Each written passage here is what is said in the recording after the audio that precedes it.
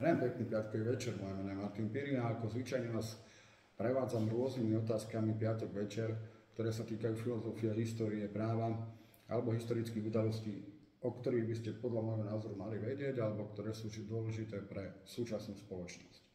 Dnes to bude téma výsostne aktuálna, keďže sa blížia najkrajšie sviatky v roku, ktoré sa predovšetkým spájajú s radosťou darčekov pod stromčekom.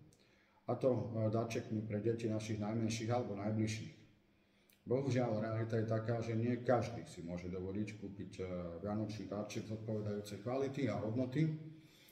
A tak mnohokrát podľahneme návnadám rôznych ponúk na výhodné pôžičky, výhodné úvery, finančné splátky, finančný leasing, či dokonca bezúročné pôžičky, ktoré nám ponúkajú neznáme osoby na Facebooku či iných sociálnych sieťach, a to len za minimálny poplatok nejaký 1000 alebo pár 100 eur.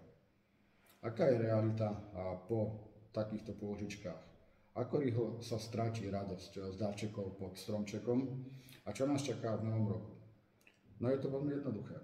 Ak z hľadiska svojich výdavkov si nemôžem dovoliť kúpiť teraz darčeky pre svojich najbližších, musím si položiť otázku, čo sa v novom roku stane, že k svojim súčasným výdavkom, napríklad 1000 eur mesačne, pribudne ešte splátka pôžičky. Ak mi vyjde, že to nemôžem splácať, tak musím brať do úvahy jeden dôležitý faktor. A to je to, že z radosti pod stromčekom, ktorá bude krátka a možno, že bude úprimná, sa veľmi rýchlo stane nervozita, plač, či vyslovené zúfalstvo z exekučných zrážok, z omzdy, či z predaja vášho majetku. Áno, je to pravda, pôžičky v starom roku na zbytočné veci, ako sú darčeky pod stromčekom, skoro s vysokou mierou pravdepodobnosti môžu spôsobiť exekúciu a predaj vášho majetku v novom roku. Som presvedčený o tom, že každá reklama na úverové a pôžičkové produkty by mala byť sprevádzaná podobne ako je to pri cigaretách, informáciou o tom, že pôžičky môžu spôsobiť nútený výkon rozhodnutia, to je exekúciu a predaj vášho osobného majetku. Zamyslíme sa nad tým, či Vianoce sa nedajú vyriešiť aj iným spôsobom, ako kúpou hnutelných vecí, ktoré spôsobia celkom nehnuteľný, ale o to intenzívnejší pocit úzkosti, strachu a zúfalstva v novom roku. A to hovorím o finančných produktoch, ktoré podliehajú aspoň v nejakej kvalite našej legislatíve, ochrane spotrebiteľa či ochrane slabšej strany. Ale mnohokrát sa stretávame v praxi s tým, že naši ľudia podľahnú zvodom ultravýhodných pôžičiek tie sociálne siete od neznámych osôb, ktorým vopred zaplatia poplatok za takúto pôžičku v stovkách, tisíckach eur niekedy. Zvyčajne si aj na tento samotný poplatok požičajú a potom sa dotyčná osoba odmlčí. Mnohokrát sa stretávame s tým, že z ultravýhodnej pôžičky, ktorá mala riešiť všetky naše problémy z Francúzska, Španielska, Talianska či Novej Gvineji, Papui, postávajú len slzy prepláč a ďalšia pôžička a ďalší mínus v našom rozpočte. Dámy a páni, Vianoce sú pekné sviatky roku, ale nemajú byť predznamením exekúcií zrážok z omzdy či osobného bankrotu v novom roku.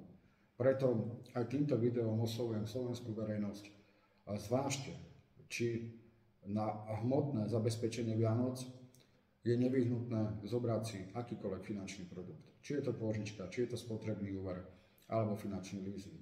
Zvážte, či neexistujú iné formy, ako urobiť radosť svojim blízkym, svojim deťom, svojej partnerke, partnerovi. Radosť, ktorá možno bude mať trvalejší efekt a určite nespôsobí predaj osobného majetku. Slovensko je krajina, ktorá disponuje obrovskými prírodnými krásami a rôznymi kuriozitami, rôznymi miestami, kde sa oplatí ísť a zažiť rôzne zážitky. A zážitky, ktoré sa v pamäti uchovajú výrazne dlhšie, ako je radosť z super moderného darčeku pre naše deti.